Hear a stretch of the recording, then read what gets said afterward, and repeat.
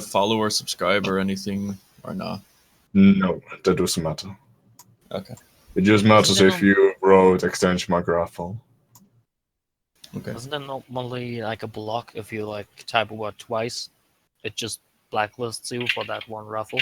No. That's weird, because that's the normal function of the bot. Yeah, basically the thing is, if you put it once, but if you are like spamming it multiple times, it would basically blacklist you, but that's like an everything. So you can just put it once. Like, okay, you can do it twice, but then you should stop, you know? Just calm the fuck down. I see people put this exclamation That's mark. weird, Is that because necessary that's the or not? normal function of the bot. The exclamation mark is basically the thing is, if you put it once, but if you are like spamming it multiple times, it's like a slash in normal things, but here you use an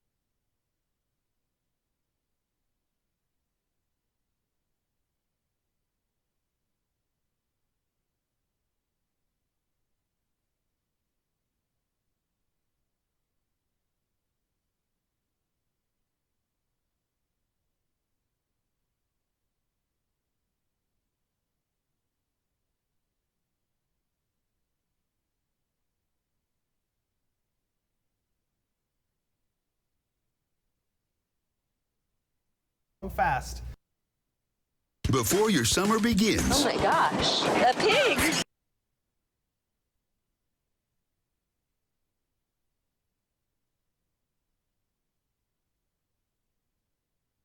We can't.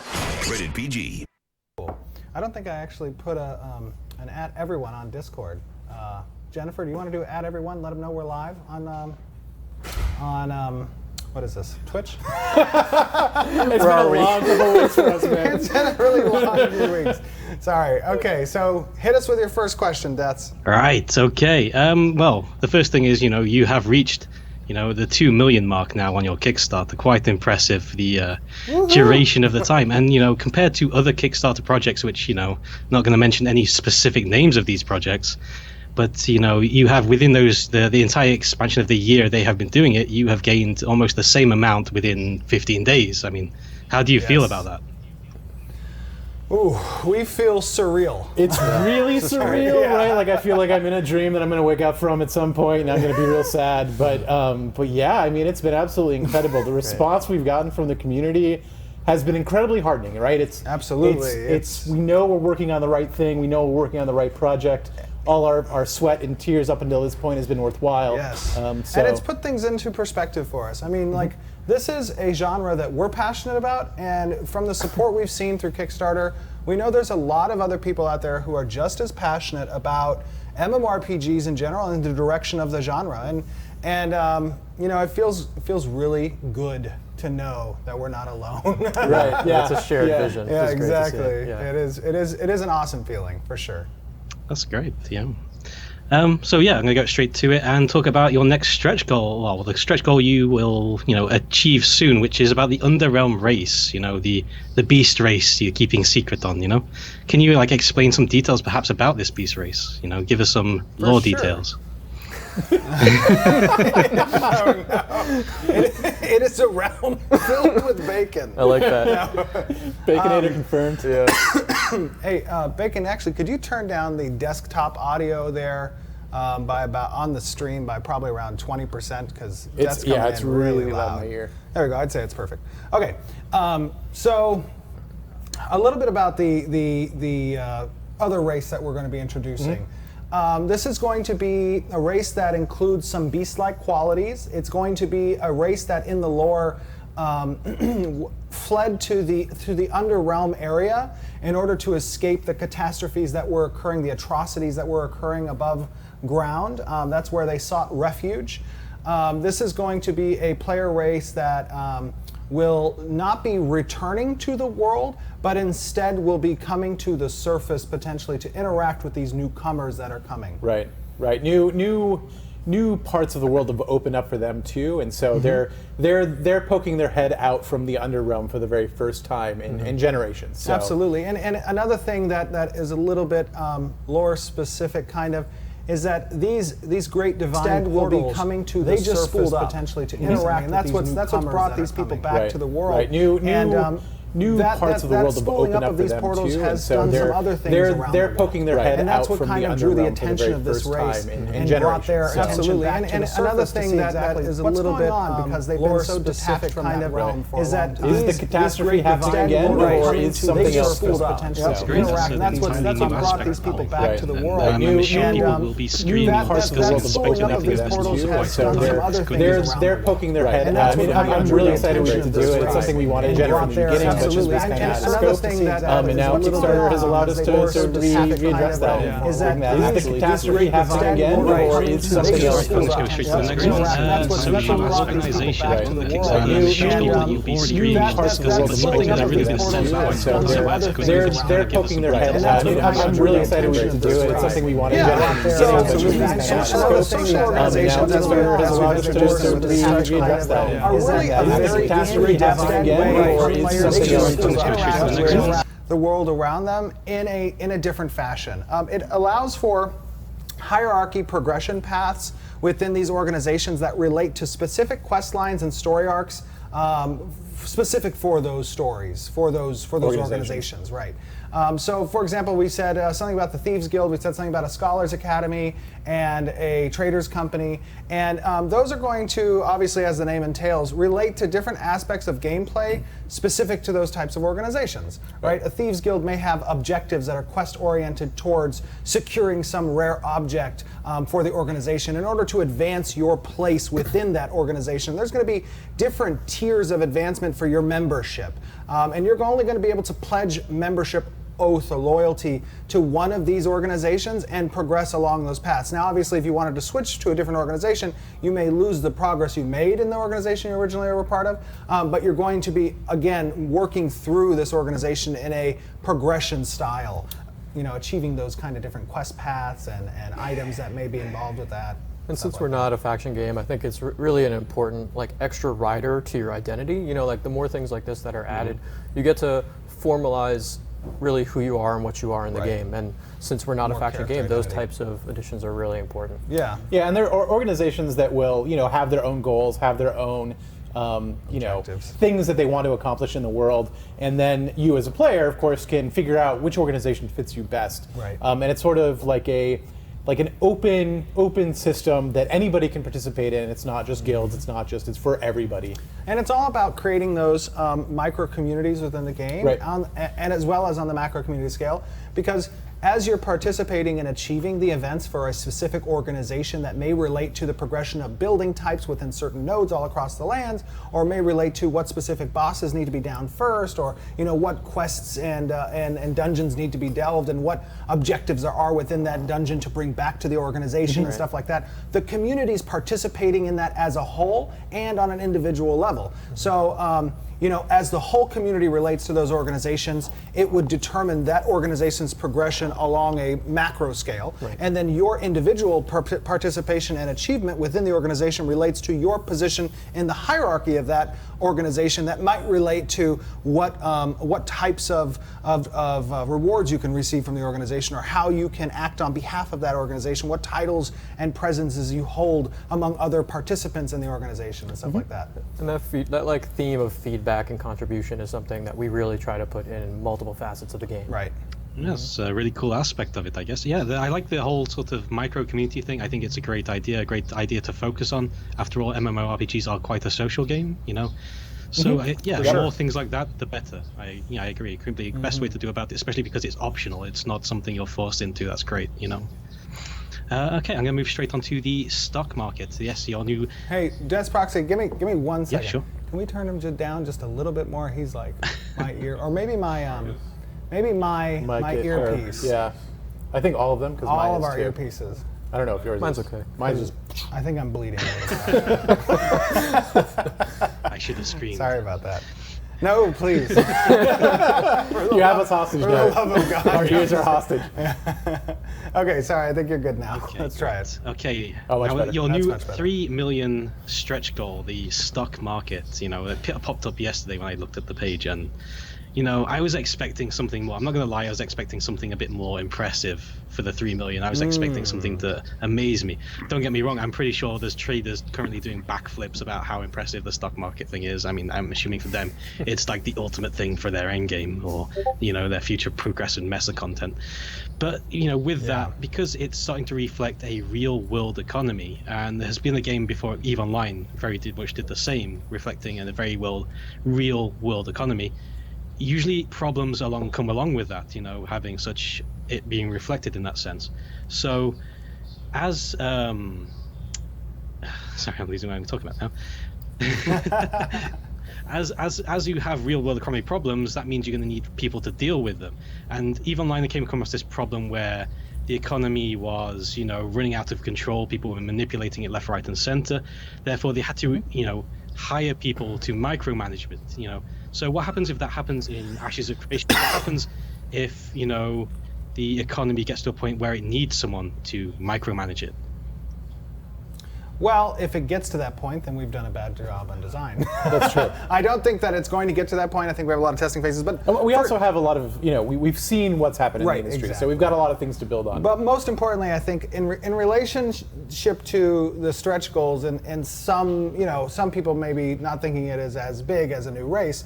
I mean, one of the most important things that that we're keeping in mind is obviously that scope creep thing, and we definitely don't want to include stretch goals that are going to, as we feel from a development standpoint, present some type of roadblock on the time schedule of release here. So obviously when we're introducing new stretch goals, we are very cognizant of that fact, and that has been an issue with other games that have gone to Kickstarter, and we won't name those games, but there's one in particular. So we obviously want to make sure that our stretch goals are cognizant of that fact. However, I also wanted to say, we wanted to hit all of our pillars with our stretch goals, right? And this is the economic part of it. Yes, absolutely, that's true. That's that's a good point. But I would say this: this stretch goal is very in depth. It is a very integral part, if we reach it, that's going to present a whole new element to the economic gameplay of the game.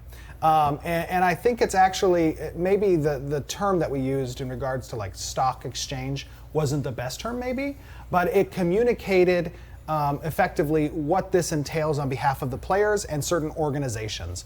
So, I mean, to get into, I guess, a little bit of depth on what that system is going to entail, you know, there are 3 primary points of organization in the world.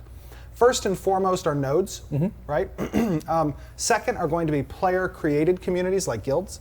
And then third are going to be social organizations, which aren't owned by any person, but are system organizations that players can advance in as a community and stuff. And what the stock exchange does, you know, it's not like a... It's not like actual real-world stock exchange thing. You're gonna have people sitting in the middle of metropolises with their smart pads, you know, buying and selling stuff and listing purchase orders. It's not gonna be anything like that. This is purely representative of the setting, of a medieval high fantasy setting. Yeah. And what happens is, as nodes develop to certain stages, potentially we're discussing probably around the 4th or 5th stage, there's going to be an opportunity for the player-run governments to potentially build a market, and that market may open up. And again, this is all pre-alpha discussion. We have alphas and betas to work on these specific designs and ideas, but that marketplace may then constitute a number of shares that players can purchase from that node that reflect its progress along certain metric scales relating to the advancement of the node, the trades that the node may accomplish, nearby resources that may be put into the node, quest lines that may be completed by the node, its progression against other node progression. Right. The citizens progression versus citizens other progression, exactly. Purchases of real estate within the area and the progression of freeholds within the realm. All of these metrics are going to be measured, and they're going to be put against the value of stocks that are held for players within that node. The same thing is relatable to potentially guild organizations, and guilds will have to have kind of like a headquarters kind of thing where they, you know how players will declare citizenship. Well, potentially guilds are going to declare citizenship as well. So there'll be a patron guild of a certain node or something along those lines. Those group of guilds that may be patron guilds within a node are also going to be on the indexes for shareholders to purchase shares potentially of that conglomerate of guilds. And they don't have to be affiliated at all. They could be technically at war with each other too. Right, as long as they're headquartered within that node, that's going to be available at that marketplace or something along those lines. Right. Additionally, the progression of social organizations like the Thieves Guild or the Scholars Academy or the Traders Company, their dominance and movement throughout the world and what buildings get accomplished and what quest lines get discovered and what bosses get destroyed, what items get created, what things get unlocked is going to reflect metrics that apply to their shareholders and players participating in that game. So we wanted to introduce another element of the economy that this $3 million goal represents that is very in-depth and allows the players to participate not just through the artisan class, not just through their adventuring class, not just through the normal classes, but also gives sort of a mechanic that allows you to become an investor in these different systems and mechanics as the different communities lead them in different directions. Right. And we're very cognizant of the fact that anytime you're going to introduce an element where players can interact from an investment standpoint in the game with elements like gold and metrics that determine success and failure and stuff like that, there's a huge potential for players to come in and kind of game the system somehow. Right. And in that system, we can look of examples like Eve. We can look from examples that have come before us, like Jeff said, and we can also use the alpha and beta testing to make sure that we're not creating tools that can be manipulated incorrectly by the players. Right. I mean, it's something that's to the forefront of our mind when creating this system, but it's going to be a pretty cool system. Yeah, and personally, I'm one of those economic players that you mentioned at the beginning of the question that is doing backflips. I'm not sure if I quite can do a backflip, but so one of the things that appealed to me on the player side when we've been talking about the system for a very long time, is just if, like Steve has mentioned metrics. I mean, sorry. When players are given metrics and different values, you're talking about a world of more perfect information. So they're able to, identify trends, even if you're not necessarily opting into the system as a whole, and this isn't your thing. The metrics are giving you, a window into what the server is currently doing, which is great on the player side and great for us, honestly, because when you have trends and you have metrics, you're able to forecast where the server is going, what's going to go on. And I think in the beginning you mentioned Eve, and to Eve's credit, they actually handle a lot of those problems in very intelligent ways. Yeah, it's a great system. Yeah, they really tackled a lot of those issues in a smart way, and I wouldn't consider that a detriment to them. I would actually consider it a positive. And I think in our system, with just where the economy is going and how the players want to opt in, it's actually really beneficial to them, for them to see this type of information and really run with it. And I think it'll be a great system for people who even aren't, the pure economy players. Right. Like even if I'm not participating at all, I can still see how my node's doing. Right. Like I still have a kind of a it gives you a functional good thing measure, that I can hold on to. Yeah. And the system is self-contained. It's not going to be a system that is creating new revenue into the system. Instead, it's going to be a balance between what gold sinks apply to this outgoing value. In addition, something we're discussing potentially. Ooh, I love the angel. It's so pretty. Something that we're discussing potentially is also, when sieges are declared against nodes, certain functionalities stop during that declaration period. These markets that exist within nodes, and they distribute those shares, those markets are going to be closed. Players will not be able to transition those shares when a declaration period is declared as well. So there's a potential for some economic sabotage of rival nodes, rival guilds to come in and declare against a node, knowing that they're performing so well in their economic indexes, and they want to shut that down. That And I sounds think good. I see That sounds really good. agreed with that. Like I think that a lot of players on the PvP and PvE side will actually be able to identify trends. Absolutely. And even though they might not be participating in the economic portion of that system, they are participating because they're identifying trends and seeing, kind of reading the answers, right? Yeah. So And it's all about those feedback loops, right? Absolutely. Like every system touches every other system, and even though you might only participate in one, you're still affecting all of them. You're still affected And by you have to all be of them. aware of them, right? Yeah, exactly. So it takes that two-dimensional plane of performance that is just kind of a little bit stagnant in the MMO community, and it adds a whole new element when you have to reflect on your performance and how you're doing in your micro community or whatever broader community, and that can make you a target. It can make you a target of rival communities. yeah, we could spend hours talking I about know. this. So maybe we should get to the next one. We're geeking out. Sorry. Well, the sabotage still sounds great. That has me intrigued. Okay, let's move on with this then. The homogenization of the MMORPG genre. A lot of games have become very samey. They have the same content, but generally it's been altered slightly mechanically, or it's just been changed all that little bit. But generally we often get the same kind of content through all our games these days. And, we know you have the node system, which makes your game quite unique. Yeah, I mean, it's a pretty unique aspect of your game. It's pretty unique. However, what else besides the node system would you consider groundbreaking or revolutionary? Well, we've designed a new AI where your computer actually gets off the desk and cleans your house for you. That sounds great. Fights Watson. Oh, man. Exactly. Like Watson and Siri go at it. Right.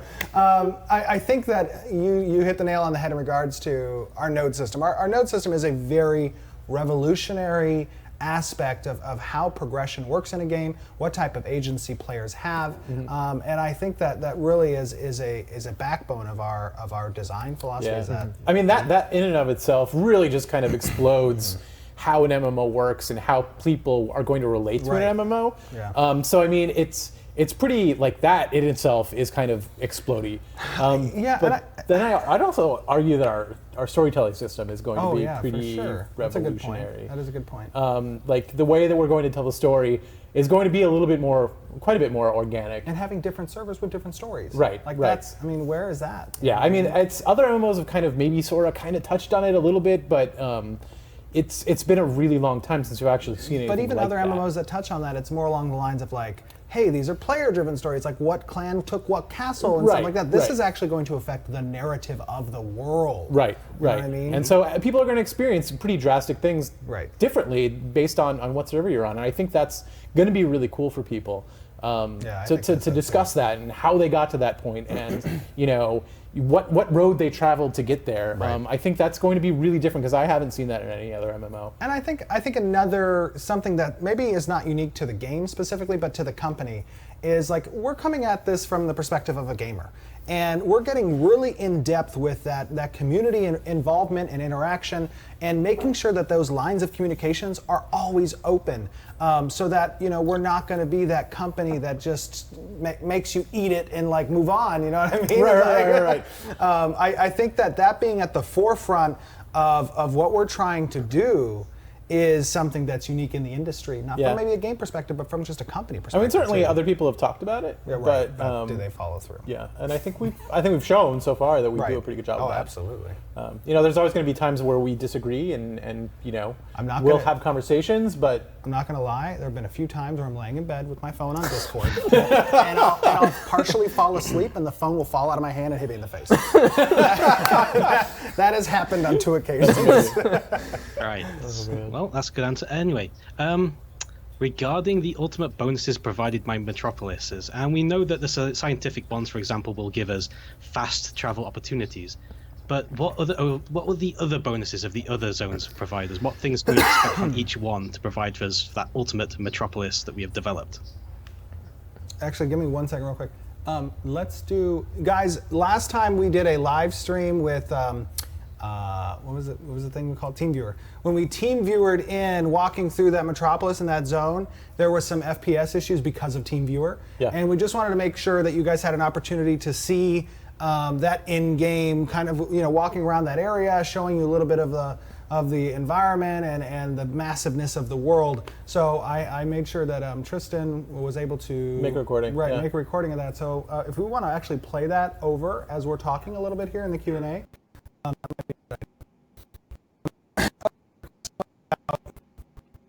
The Metropolises and the bonuses. Yeah. I think we spoke a little bit about in the series part 1 about Metropolis and bonuses of 2 specific types.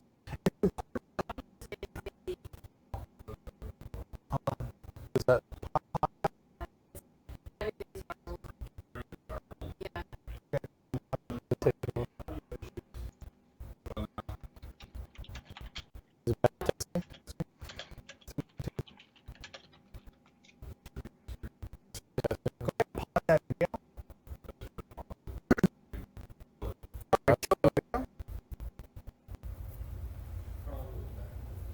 okay. Are we back? Are we back? Is it garbled? Is it okay? Can you hear it okay? Is it better? Testing. 1, 2, 3. Technical issues. Stand by. Hold on. Stand by. Hang on, guys. How about now? Well, is it okay Volume now better, without Jennifer? the video? Can you hear it? Now we can hear everything? Okay. Woohoo! And okay, can we turn the volume off on the clip? I'm looking for it. It's all kind of merged together in the desktop. Oh, I hate when it does that. Are you playing it through like a Windows Media file or? Yeah, it's just on desktop audio. Hold on a second.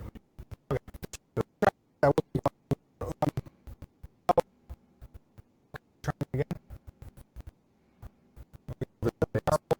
Testing 1, 2, 3. Testing 1, 2, 3. Okay. Turn it off.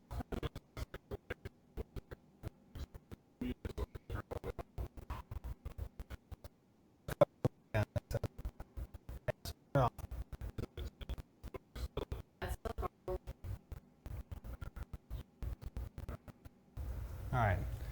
Okay, we'll try to keep figuring that off. Yeah, I don't know why there's audio on that. If we could just turn the audio off on the I think it captures everything. Okay. Let's play it. That's okay. We'll try to play with that later.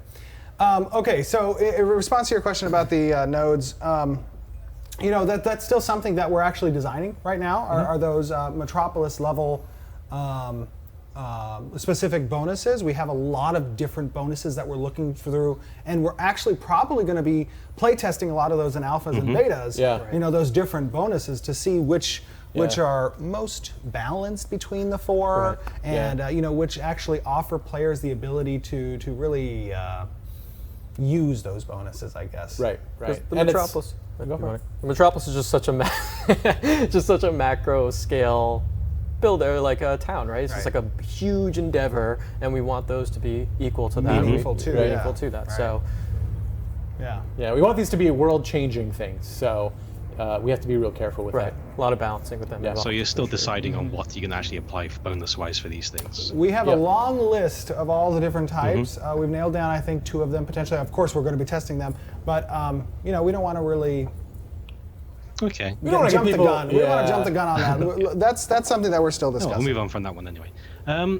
Right, you have quite an interesting class system, and I'm not talking so much about the combat classes themselves, you've already talked about those quite a lot, but I'm more talking about the fact there's going to be combat classes, there's going to be an artisan class, there's going to be a religion class.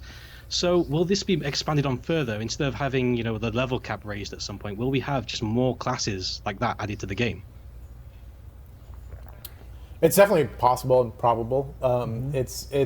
We've got enough space there in what we've designed so far that there's plenty of opportunities to kind of continue to build that out.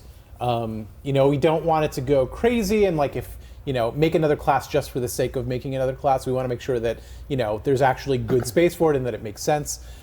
It's something that we'll be able to talk more. I'm going to step away for just a moment and see if I can help fix that gameplay thing. Okay, sure thing. Hang on, I just lost my train of thought. The classes. I mean, so it's just it's another balancing question, right? I mean, when you talk about adding more classes in general, the answer is, of course, always possible. But there's implications. There's a push-pull to every type of thing. So. I would say it's more than possible. It's very probable. Right. It's just about finding the right time and place to do that. And I mean, that's going to be an expansion kind of question, or a game update kind of question when we get to that. But again, it's very likely. And when we talk about the level cap, almost certainly that's going to get raised as time goes on, and as we add more content to match that. Okay. So, yeah. All right. Well, let's move on from that again, and we will talk about naval content. And we know you originally announced with the game that naval content will be a thing, but nothing has been really said what the naval content will involve. So what kind of content can we expect with naval? My belly button, right? An orange, a nice orange. Everybody will get oranges. So we're talking about putting actual content in the seas. Yeah. We're talking about stuff that happens under the ocean, stuff that happens on the ocean, island chains that we've got planned, and then trade routes and ships are our other big part of that. We're trying to, I mean, like most of our things, we're trying to hit every single pillar that's important to us. Economy is a very important pillar. So, I think like Jeff mentioned, trade routes is going to be a large part of that as well. Got a lot planned for it. Yeah. And it's going to, the reason why we did it as a stretch goal is because it really, it's a system in and of itself. When you're talking about all the space that oceans kind of represent, it's a lot of stuff to fill and to make interesting, so that you're not just traveling on the ocean for 10 minutes and nothing's happening. Right. So we want to make sure that there's plenty of events and stuff that happen out there, and the ability to explore it, right, and to kind of figure out, what happened on these oceans. Was there a civilization here? Was there, an Atlantis equivalent that sunk to the bottom? There's all sorts of things that we're going to answer there with the ocean part of things. Great. Okay, I think it's fixed. Think you got it? I think I got it. Sweet. Is the video up, I think? Tech support, Steven. I know, right? Let me fix this now. Go for it, Despotsy. Okay, in regards to further naval combat, what about ships? Are ships going to be something that are going to be quite realistic to control, or are they going to be more, arcadey in the sense to make it simplistic? Will we have to have crew members, lower sails and raise sails, or will we just have to press W on our keyboard and left and right? How complex is our ship thing going to be? I think we're interested in moving that in the direction of potentially a profession, right? That players might be able to advance in regards to specific abilities that relate to seafaring activities. Treasure finding and underwater adventuring, and then, gosh, the stupid thing. He was talking a little bit more about the actual mechanics of the ship. Whether it's going to be a physics-based engine or if it's going to be more arcadey. Got it. Physics is always really tough, right? And especially in an MMO, physics becomes even harder because you have to worry about, making sure all the clients can see what the physics are doing at the same time. So we will probably do a sort of simulation of those physics. We're not going to have wind speed and tacking and kind of really technical sailing. Right, because I mean, ultimately, when you start to include those aspects from a physical standpoint, that's when you may start cutting into performance issues on the player's end. Yeah. And we definitely don't want to do that. There's ways to simulate that, as you were describing, without actually including the hard physics of it being rendered. Right. And those types of things you may have seen, in other games that have. Sea-based stuff. You can have events that occur in the water that will affect the ships around it, but necessarily aren't physical-based. Right. You can have ships that move north and south faster than other ships or different directions, or time of day, or stuff like that, without actually having it be rendered out on a physical engine. Right. Right. Yeah. Okay. Sorry, I'm having a. So yeah, we're gonna go for a simulated realism. Okay, simulated. That's great. Yeah, good. So in regards to that, what you mentioned there, is that possibly we'll see a naval class, a specific class for naval-based content? I think a Probably naval not profession. a class. It'll be more of a So it's kind of limited in scope, but allows you to sort of get better at sailing, or get better at supporting a ship, Right. or get better at firing your cannons. Did you just reveal cannons? I didn't actually. Did I? That was not a word. I'm sorry. I'm taking that away. Sorry. The cannons shoot arrows. No. It was accidental. Sorry. reveal. Please don't fire me. Don't worry, I think you're safe. So I think that what Jeff was trying to say is there are professions that relate to on-ship experiences. And that'll make you better at those things, and may even unlock different types of skills associated maybe with those professions. Right. Who knows? It's going to be pretty in depth. It'll be cool. Yeah. Now, I've been bombarded almost by the community about camera-based questions. Cameras this, cameras that. After watching some of the gameplay footage, or just generally cameras. Everyone's interested in cameras this week. I don't know why. But basically, want to know, what kind of camera options will we have? We'll be able to customize the cameras heavily. We'll be able to change the FA view. Can we change the zoom level? Can we have director's level cameras that we can see away from our character, or zoom out quite far? Will we have, see things like NVIDIA Ansel technology, for example, being used and optimized? I think our goal is to provide a lot of versatility when it comes to point of views and cameras and stuff like that, and I think the engine can help a little bit with that kind of stuff. Yeah, I mean, Unreal does cameras really easily and really well, but that's kind of like the icing on the cake. And yeah, we're still making the cake. It's more of a polish question. Yeah. Like when we get to that point and we really start nailing down like what that experience is going to be like, we can better answer those questions. It's because it's really about polish at that point. We really want to make sure that we have the content to support that polish. Right. We want to have an awesome game, Yeah. then an awesome camera, not an awesome camera, then an awesome game. So the answer to that is we definitely want to give people as many options as they want, and Unreal will help us a lot in providing those options. Yeah. What those options will be, I don't know at this point. Okay. Well, let's move on to PvP. Everyone loves talking about PvP, right? It's a contention point for sure. Now, in terms of open world PvP, this game seems to be very open world focused. However, you do have 1v1, 3v3, 5v5 arenas planned. And my question is, will that kind of detract from the open world aspect that you're promoting? I mean, why would someone go search for PvP when they can just instantly get PvP while staying inside a town? That's a good question. I think that when asking that question, it's important to note that exactly what does our open world PvP entail? And one of our pillars, as we described, wasn't called PvP, it was called meaningful conflict. And the reason why it's meaningful is because you're going to accomplish certain things in the world relating to PvP that you will not be able to accomplish in the arena. Right. The arena is kind of like taking a break from the open world, right. Maybe testing certain builds of armor and weapons, and just having that conflict whenever you want. It's a one-off session-based thing, exactly. Right? Whereas the open world stuff is you're actually accomplishing something that's going to change the game forever. Exactly. You're fighting for a castle. So what's at stake is much higher in the open world, and the arenas are going to be much more self-contained. You're also not going to probably get the scale that you're going to get in the open world that you would get in an arena. That's a good point. Yeah. It's a totally different experience. I mean, in some games I've played, you call people arena junkies. Yeah. Right? And like, I've been one. Yeah, exactly. You're going to have those arena junkies want to participate in the open world events because there's consequence there. There's meaning there. castle sieges and the sieges against nodes, or the caravans, or collecting those rare resources and stuff like that, or guild wars that are going to be a matter of honor and have objectives and stuff like that. It's a completely different experience, and I think that the arena system will not detract from participation in those systems. Right, and it's one of the reasons you might so why do we put arenas in if open world PvP is going to be so important? Well, it's because we want people to have options in the game. Like, you're not going to want to do open world PvP 100% of the time. And those are the training and grounds. not 100% of the people are going to want to do that 100% of the time. And those arenas are training grounds, so to speak. I mean, I know that sometimes when I participated in arenas, there's obviously arena boards, and sometimes I wouldn't get up on those boards so high. That's okay. It's okay. I would still, we still love you. I would still participate in those events because I would want to hone my skills. I would want to play with different builds, different combinations, or whatever the deal may be. That was my training ground, And then when it mattered, I was out on the field. Right. But I was really mainly the speech guy. I would just give the, the speech to rile the troops and Charisma stuff, check. right? And then I would like run onto the field and get one shot. And okay, there's me. No, I'm just kidding.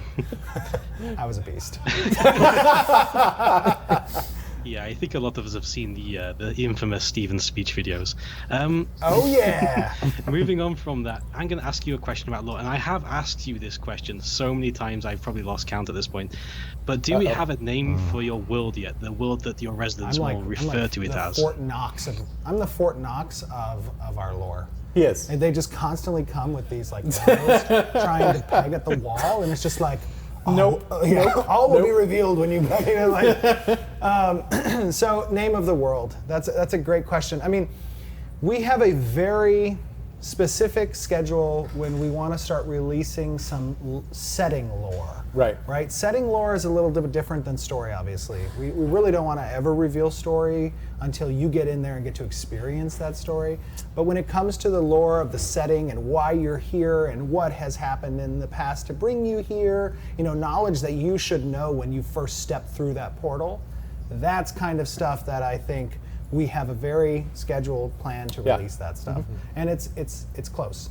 That's close. It's soon trademarked. Soon. Right. TM. Soon. TM. Soon TM. I will eternally wait for the lore. Right. So we keep you on the hook. That's what we do. Yeah. Right, so moving on from this, I noticed, in some of your streams, especially with Agellas quite recently, that you wanted to, keep your lore quite secret, but at the same time you said you wanted to turn your lore into a franchise. And I find the fact that you said that specific word insinuates several different things. Because a franchise is not just a single game. A franchise sort of expands beyond just a game. It goes into merchandising, books, all kinds of things, including other games. Yes. So do you have any plans in that sort of regard for franchising? Okay, so me personally, I'm of the opinion that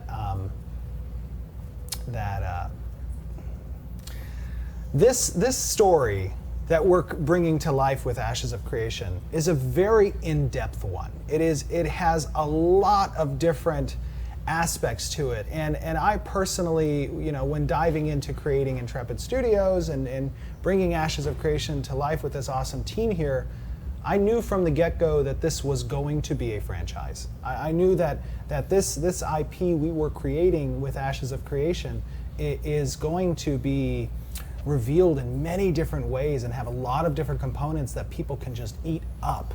Yeah. And I want to do that with a lot of different aspects, not just Ashes of Creation. But it's important to note, Ashes of Creation is the flagship, the dedicated, get this right, this is what we're bringing to market to represent the story that will have a greater franchise, and you're going to see an amazing MMORPG out of our story. Right. And then once that happens, exactly, then we move on to those other products that we're considering. We've actually had discussions about it in our studio about things that we want to do, because there's all sorts of part of the story that we can't really tell in the MMO. There's timelines that are occurring, in multiple different places that we want to focus on. We want to be able to tell, but we can't just tell within this one game. So, and there are heroes and villains that we want to focus on and stuff like that. That that want to have their story told, but not necessarily can be told in the MMORPG. Yeah. And it's one of those things that I've always been told as a writer, is to always tell the story of the most interesting time of your characters' lives. And we've got so many different characters, we've got so much time to cover, we can't do that. Right now, Ashes of Creation is the most interesting story we can tell. Absolutely. But then there are plenty of other stories that are great, and I think you guys are going to want to hear once we get to that point. So, and the greater the franchise, the more it feeds back into the MMORPG. Right? So like, this is a full scope project, you know, that is going to entail all those different facets. Good. Does that mean we're going to see a Dungeons and Dragons Ashes of Creation like edition? Nice. That'd be awesome. That would be awesome. that would be awesome. Hey, there's a divide though. Is it Pathfinder or D&D? Oh, don't even. We don't need to get into this debate. I'm not going to take sides there. Not going to take sides. Right. Okay. So I've like watched through a lot of the Q&As. I've been playing catch up this week to try and review like all the content, so I haven't asked any repeat questions. And I almost felt sad for a certain group of players recently because no one has actually asked any questions for the role players. And I know that you, Stephen, yourself are quite a role player, and I know Bard from here as, you know, excessive EverQuest roleplay. Excessive. I didn't hear him say that. Excessive. I would say the exact amount, the appropriate amount. Just the right. He enjoys his roleplay content. You know, he really does like that aspect. So, you know, what kind of elements will you have available for role players to tell their stories, to, you know, show their love for RP, how they can express themselves using in-game mechanics and functions? What will you offer them? Well, I think that something that's pretty cool about what we're doing here at Ashes of Creation is we're expanding outside of just your typical adventuring class kind of progression in the game, and we're including things like the utility aspect. In addition to utility, we're also going to include different social interactions and abilities and skills that are going to be possible, like potentially musical playing with different instruments or dance and storytelling, and having those Easter eggs out in the world for role players to kind of interact with. And it's one of the reasons why we're putting in the social buildings to begin with. We wanted to make sure that there are spaces that players can gather and tell those stories and to share those community experiences, and then to also like affect the game too, right? We want somebody to go hang out at an inn, to go maybe find some player-generated quests, to like eat some food that somebody else created for them, to spend a couple minutes there, and then have other people gather there as well. And have that food mean something too, because it took something for that player to make that plate you're eating. Right? Like they had to harvest the potatoes and you know, cull the sheep and get the meat and stuff like that, and then now here's your plate of food, but it means nothing in other games or something. You know what I mean? Like here we want players from, you know, not just a role-playing perspective, but yeah, it's going to relate to role-playing, to own a part of their identity. If you're a shopkeep, if you're an innkeeper or a cook or a chef, it's not just or if you run a dance hall, or if you know, a theater, you know, whatever the deal may be. These are components that lend to the RPG aspect of the game. You know, it's one thing to make an MMO, it's another thing to play towards that RPG. And I think, you know, role players play an important part of bringing RPG to life for a lot of different players. And like just, I mean, nodes too, like when you're a citizen or you're in the government, you know, you're forming your own pocket communities that, I mean, the role players I think are really going to take advantage of to, you know, make their own identity there. Absolutely. Good, yeah. Now, I'm going to take full advantage of the fact that you haven't been vetting these questions, and that's, you know, a great thing for me. Oh no! Regarding we're out of time. We're out of time. Yeah, we're at 3:50 right now. And have a great day. So regarding pay to win, a very special subject for Stephen here, and we know that you advocate a very anti-pay to win stance, and you know that yourself that you are extremely against the concept of pay to win, and you've had very bad experiences with several different MMOs and companies behind them. So my question is, what happens when Intrepid themselves faces, like, in, you know, ultimate financial ruin? What happens when the subscription numbers, the cosmetic cash ups are no longer enough to support your game and future content? How would Intrepid respond to a situation like that? Financial ruin? Oh my goodness! So dire. Let's edit these questions. No, I'm just kidding. Okay, so first of all, you know, if Intrepid Studios comes into issues with the game, which I think is very prevalent. We have it over the past 2 weeks. We have a very great interest, and we have the ability to deliver. But aside from that, if ever it were to be the case that the game were on financial hard times, I don't think throwing garbage at the game would help us, right? Which is what pay to win is. I mean, it's if you think about like what happens there, right? Like if our game is already doing badly, that means we've done badly on the design side. That means we have not provided to players the game that they want to play, and by throwing pay to win at that as a way to grab money doesn't help. That accelerates the death of the game. So I mean, we would have to take a really hard I don't know look. what we would do in that situation, but it certainly wouldn't be. We'd have to take a really hard look at as to why we would be in that situation. Right. What did we do wrong? It's about adding and fun then fixing back into that, it. not introducing an element that ruined the genre for the past several years. That wouldn't help the situation. No, I mean that's it would just accelerate. Doing pay to win in that is a really short-sighted and short-term band-aid to what would be, a problem if you're really talking financial ruin, right? So you're trying to add fun back to the game. We'd have to identify what's going on, why it happened, and Yeah, I mean, you can take a look at Final Fantasy as a way. That's a like, great they story did a for that. great way of recognizing that there was something wrong with the game and then fixing it. Of course, that took a lot of money on their part. But, It's like 140 million. Right. But at the same time, like they did it the right way. That's true. And we would have to do something similar to that in order to get people to come back.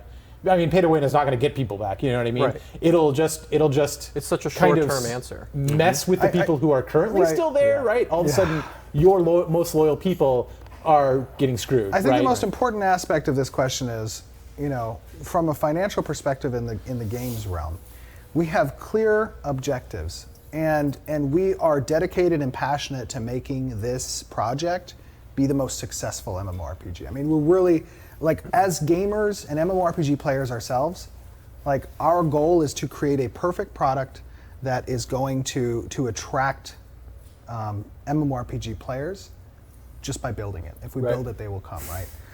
So I mean, obviously, if we mess up in that regard, we're going to have to go back and evaluate where the mess up was. Right. Not introduce another element that's going to screw it up. Right. Yeah. And make it worse. And make it worse, Basically, exactly. yeah. If we're in the dumpster, it doesn't help to be in the truck. To set it on fire. Yeah. Right. I was going to say to be in the dump truck. Yeah. You want to set it on fire. Exactly.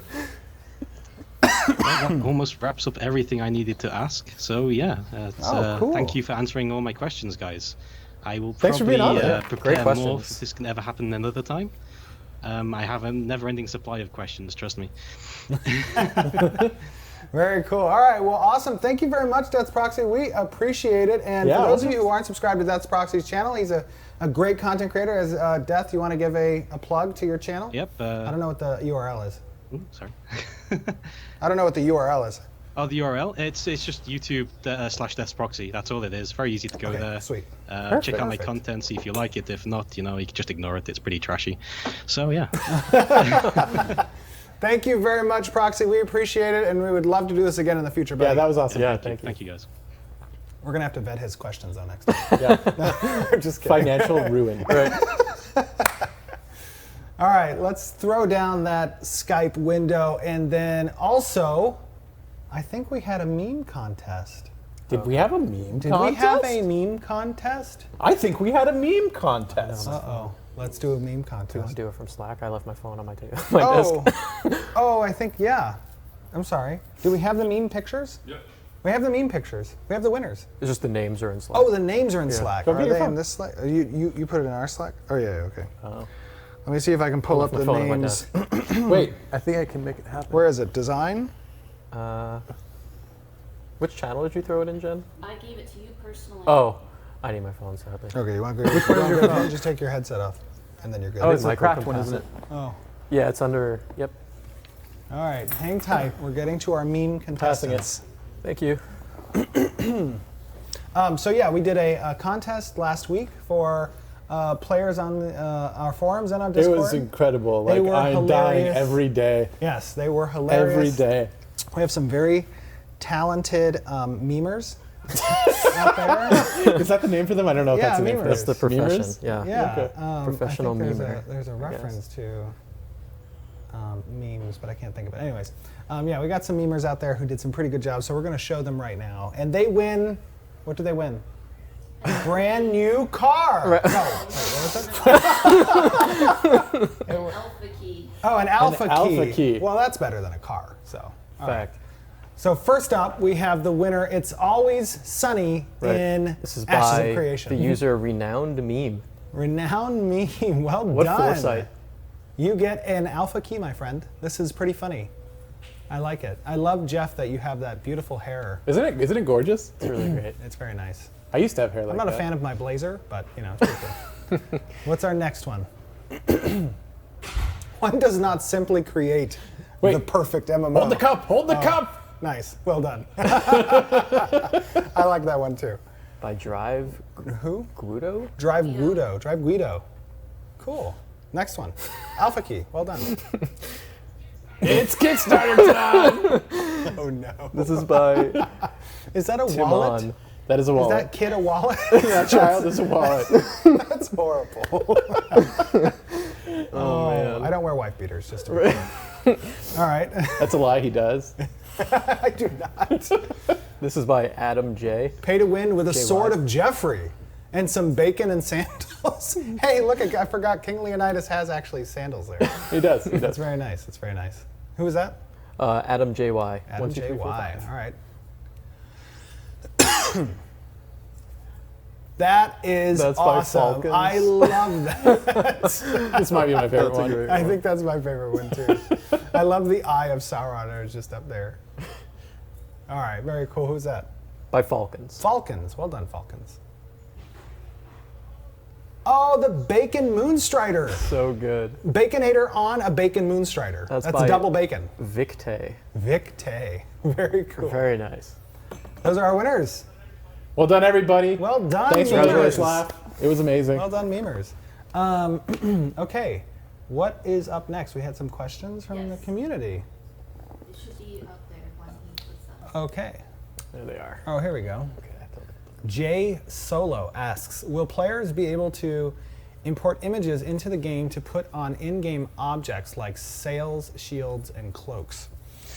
So I think our preliminary answer to this is going to be no from the out-of-game pictures. I think we're going to have a pretty in-depth symbol creation system in the game. That's going to allow for a lot of customization and representing either emblems for your guild or for your city flags and for custom armor and cloaks and that kind of stuff. But the issue that we have with bringing in images from out of the game is that, one, from a customer service standpoint, having to go through those and making sure that they're not Each one is approved. right. Yeah. Each one is approved, and then two, it kind of is a breaking of the immersion. Yeah. Like if I'm running around and I see, a Dairy Queen image on the side of a building, It's funny, and I like it. I want to eat there. Like, I would love to get a bite to eat, but it just breaks the immersion a little bit. Never Muse asks, what will the in-game chat system be like? What will the channels be? It's a good question. So, I mean, we're talking about integration, right? Yeah, we're talking about We're talking integration about it. of- We're not quite sure. Maybe. Maybe. It's going to be very in-depth. And channels are going to be, you're going to have your standard trade channels, you're going to have your general area channel, you're going to have a party and raid and guild, and maybe even social organization. If you're a part of the Thieves Guild, you could have the Thieves Guild only channel. If you're a citizen of a node, you'll have that node citizenship channel only. That's how that's going to look like. And we're also planning on having the voice over IP. Voice over IP. Yeah, voice over IP for parties and for raids and maybe for guilds as well. And the reason that we want to do this is because it's a cool thing to implement. It adds an additional layer of connectivity between members of the community. Right. That you don't have to go out of the game and join a TeamSpeak server or a Ventrilo or a Discord or whatever the deal may be. You can get that interaction just in the game by becoming a member of a party or becoming a member of a raid. And there's going to be a lot of functionality there for, if you don't like what somebody's saying, you can just click on their name and mute them. You know what I mean? Or you don't want to hear the raid talk, you can mute the raid. But for those who do, it's there. Who's the next one? No Spark. Boy, I need to get new glasses. Can guilds have more than one guild leader? So the answer to that is no. There's going to be one designated guild leader. However, There will be a wide variety of different abilities that guild leaders can assign to certain ranks and roles within the community to participate and delegate those leadership responsibilities to. Right. From day one, we wanted that to be extremely extensive. Right. So. Yeah, absolutely. Huge extensive there. But also, there will be an ability to transfer leadership as well of the guild if you wanted to. Dirty human. Aw, that's sad. How extensive will enchanting be? And will it be something someone could use as a storefront? I think we touched on that before. Did we? Yeah, right? a little bit. Yeah. I think so. Yeah. With the kiosks? Yeah, I mean, the answer is yes. Yes, the answer is yes. And the answer for the extensiveness of the enchanting system, there's going to be a lot of different things that you can do with enchanting your item and gears with different things. Yeah. And that we'll touch on more in a blog in the future, I think. That's a big question. Darth Dell. What will be our plan if servers become overpopulated? Overpopulated. Well, I think that comes down to, when servers are initially being populated, us keeping an eye on, what those populations are looking like, Right. putting in systems to kind of. Yeah, I mean, we'll have population limits and stuff like that to prevent overpopulation. So I mean that will be pretty standard from what you've probably seen. We're not going to do anything super special there. Yeah, we're just gonna we're gonna keep an eye on server populations, and as those server populations start to near the kind of limit that we want to see from a concurrent user basis and an overall account registration, we're gonna we would put some soft caps in relating to the creation of new characters and stuff like that. Mm-hmm. It's a toughie. It's more of a preventative thing than a reactive thing. Yes. Because being overpopulated is a bad situation. So avoid it from the begin with, and everything's happy. Absolutely. BC Giant. Will a corruption system be enough to prevent people getting around the death penalty and keep killing? We believe so. Yeah, we think so. So we have alphas and betas to test, okay? And we're going to have a lot of alphas and betas. In those, we are going to test, obviously, a huge component of our game is going to be, how the PvP system relates to players and stuff like that. And what people are doing to try and circumvent it. Absolutely. And, designing against that. And I think that, from the get-go, I believe that our flagging system and corruption system will be absolutely enough to prevent players from getting around the death penalty or keep killing. I don't want to get into how it works again because we've done it a few times, and there's a lot of videos in previous streams where we've discussed the flagging system, and corruption in general is just a heavy deterrent to murder.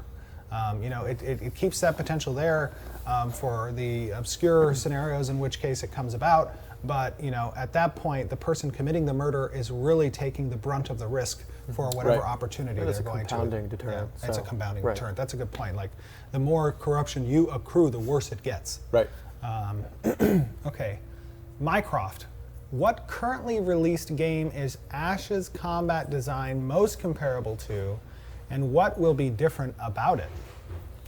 Well, the currently released game we're most comparable to is Ashes of Creation. It's released in the Office. It is released in the Office. There you go. So that's technically released. Technically correct. To give an answer to that, I don't really want to say it's most akin to any other game because we're doing something really different with it from a hybrid perspective. Yeah. And as soon as you say a title, yeah, I kind of lock get all that comes with everybody's it. ideas. You into get everything that that comes with that title. And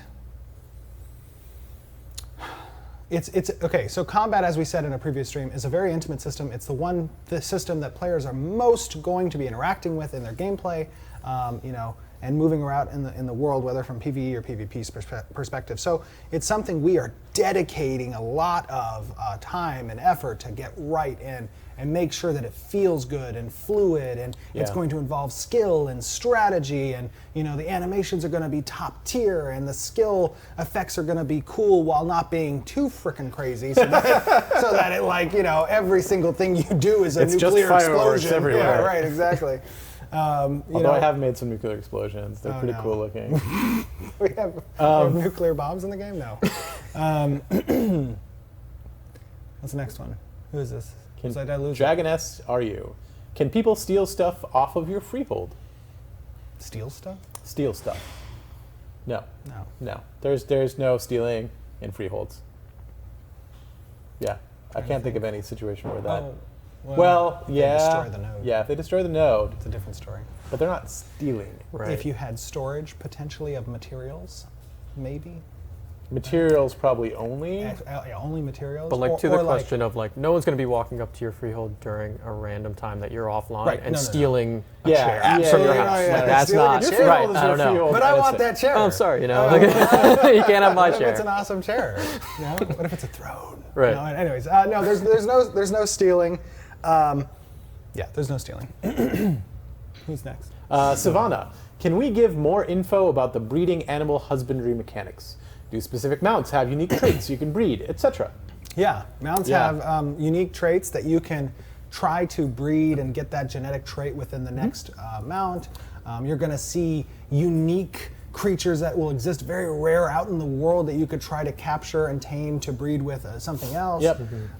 It's going to be a really cool mechanic and system there that players will be able to experiment with, I think. Yeah, I don't think it's not going to be just relegated to mounts either. Like there's going to be, Pets. you know, pets and you know, livestock and stuff that you can also improve the stats of. And, so Dawnbreaker ox, maybe?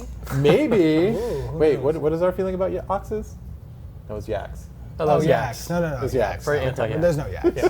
No yaks. No yaks. Well, just Matt can't have Yaks yaks. are OP. Okay, sorry. Ashen there actually might be a yaks next. Who knows? I don't know. Ashen 65. Will animation canceling be used as a combat mechanic? This is not a fighting game, and it's if your ability is available, you will be able to use it. You're not going to be locked into animations for the most part for most of the game. I can't think of any. I say most because I can't think of any exceptions. There might be, but yeah, that's not going to be a part of combat at this point. Right. Will there be a portable campsite mechanic? I think so. Yeah, we've yes. talked about that. Yeah. About that, yeah. You know, it relates similarly to how, or as I would say, similarly, to how Similar, to how inns and taverns work, where you know if you go there and you eat something and you're within the proximity of that location, What's up, you'll get everybody? some Hope bonus. you're enjoying the stream. The Live campsite stream of is kind of Ashes like of on a Creation. micro scale of that, where like you can lay down potentially a campsite, you can do some things there, and then you're going to get a benefit or boon when you remain within a certain area of Right. the campsite or something.